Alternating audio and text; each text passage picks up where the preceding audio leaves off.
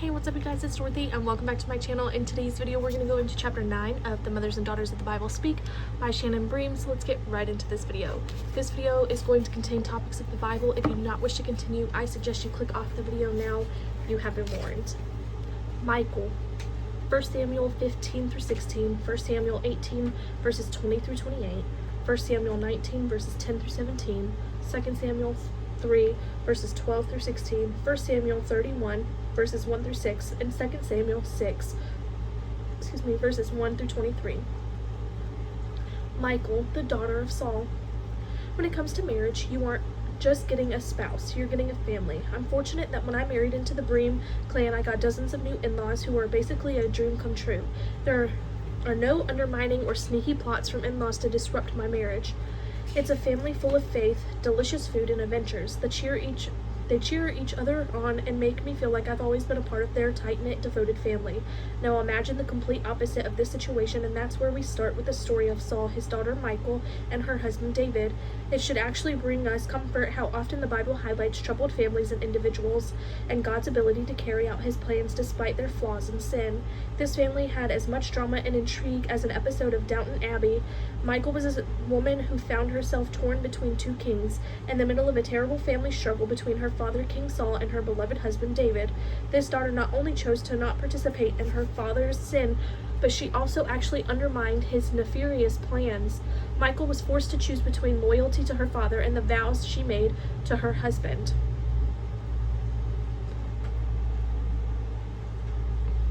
David. This wasn't a misunderstanding or gray area. Saul wanted to kill David and tried multiple times. Your in-laws are sounding pretty good right about now, right? It wasn't always that way between Saul and David. Saul was Israel's first king, the one they demanded from God. The prophet Samuel had tried to push back against the people's wishes for a king, but God assured Samuel he had a plan, and that included Saul as king. Like so many others in the scripture, Saul had times when he followed the Lord closely and other times when he followed his own whims. As we mentioned in the history leading up to Esther's story, Saul directly disobeyed an order from God to wipe out the Amalekites. It was at this point we saw that God's hand of blessing over Saul was removed, and Saul became very troubled. We're told even Samuel, who had anointed Saul at God's direction, mourned over him. In the midst of Samuel's moping, God told him to get it together and go visit Jesse, a man with 8 sons. It's during the interaction between the prophet Samuel and Jesse that we get one of the most well-known verses about how God perceives people and how he expects us to view them. Upon seeing Jesse's eldest son, Eliab, Samuel was impressed and thought Eliab was the one chosen by God to be Israel's next king. But the Lord said to Samuel, "Do not consider his appearance or his height, for I have rejected him." The Lord does not look at the things people look at. People look at the outward appearance, but the Lord looks at the heart. 1 Samuel 16:7. One by one, Samuel looked over Jesse's sons, but God had not chosen any of them. Samuel asked Jesse if there were any more. While the father admitted there was his youngest one out there tending sheep, Jesse had David brought in, and God made it clear that this was his choice. So Samuel took the horn of oil and anointed him in the presence of his brothers, and from that day on the Spirit of the Lord came powerfully upon David. 1 Samuel 16:13. God had chosen David, and Samuel had anointed him as the next king of Israel. Tiny issue. Saul still thought that he was the king. Saul no longer had God's backing or guidance, but he was still ruling over the nation of Israel. As Saul struggled with his sometimes explosive emotions, his servants had the idea of getting a musician to play a harp music for him to calm him. Saul commanded them to find someone, and David was suggested. One of the servants answered, "I have seen a son of Jesse of Bethlehem who knows how to play the lyre. He is a brave man and a warrior. He speaks well and is fine-looking man, and the Lord is with him." 1 Samuel 16:18. Saul sent for him, and we're told the first time they met that Saul so admired him and he made David one of his armor bearers. Saul asked Jesse for permission to keep David on, and whenever Saul was troubled, David's harp music soothed him. David also became best friends with Saul's son Jonathan. So far, so good for the future in-laws, right? Why wouldn't Saul want David to marry one of his daughters? At the time of Michal's first appearance in the Old Testament, David's star was on the rise in the court of King Saul. David had slain Goliath in spectacular fashion. He had become the darling of Israel, and what started out as Saul's admiration for David had turned into a growing, dangerous jealousy.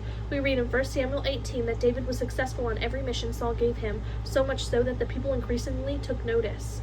When the men were returning home after David had killed Goliath, the women came out from all of the towns of Israel to meet King Saul with singing and dancing, with joyful songs and timbrels and lyres. As they danced, they sang, "Saul has slain his thousands, and David his 10,000s." Saul was very angry. This refrain displeased him greatly. "They have credited David with tens of thousands," he thought, "but me with only thousands. What more can he get but the kingdom?" And from that time on, Saul kept a close eye on David. 1 Samuel 18:6-9.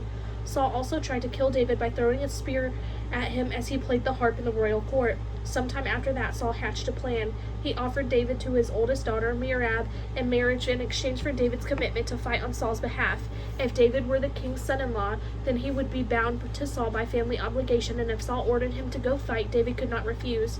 Perhaps Saul thought it would serve him better to let the Philistines take out David instead of the king doing it himself. Did he also think it would be useful to have his daughter reporting back to him on David's movements, as well as spy in his enemy's household? Of course, the tragedy is that David was not Saul's enemy. He had sought only to serve the king. Saul created his own enemy, and that eventually left David no choice but to move against him. David essentially turned down Saul's offer to marry Merab, responding that he and his family were too humble to join the royal family, so Saul married off his daughter to another man instead of David. Now enters Saul's younger daughter, Michal. She's the only woman I can remember seeing in the Bible who openly professes her love for a man. She had fallen hard for this handsome, successful warrior, but we never see any indication that David reciprocated her feelings. Michal's love for David, the Bible hints, was unrequited, and as we'll see, David's later actions appear to back this up. Saul had his servants reach out to David and offer a second chance to become the king's son-in-law. David again protested, "I'm only a poor man and little known," 1 Samuel 18:23. There's plenty of scholarly speculation out there about what was really going on. Was David concerned about his ability to pay a customary price for his bride? Was he worried about getting caught up in one of Saul's schemes? I mean, the man had tried to murder him. In any case, Saul saw a golden opportunity. He told David the only thing he wanted in return for Michal's hand in marriage was the foreskins of 100 Philistines. Yikes. Saul's motive was even worse than the barbaric quest itself. Saul's plan was to have David fall by the hands of the Philistines, 1 Samuel 18:25. In a cunning ploy, Saul offered David a path to prove his worthiness by killing 100 Philistines, which was a catch-22 offer worthy of an evil genius. If David said no, he risked looking like a coward in front of the very crowds that were exalting him for his heroism. But if he said yes, the odds were that he would be hurt or killed trying to bring down that many enemy warriors. From Saul's perspective, it was a win-win situation. There was a decent chance David would be killed fighting the Philistines, but there was also the possibility that Saul would be afforded esteem and honor if David survived and joined the royal family. Either way, Saul was hoping to neutralize the threat to his kingship.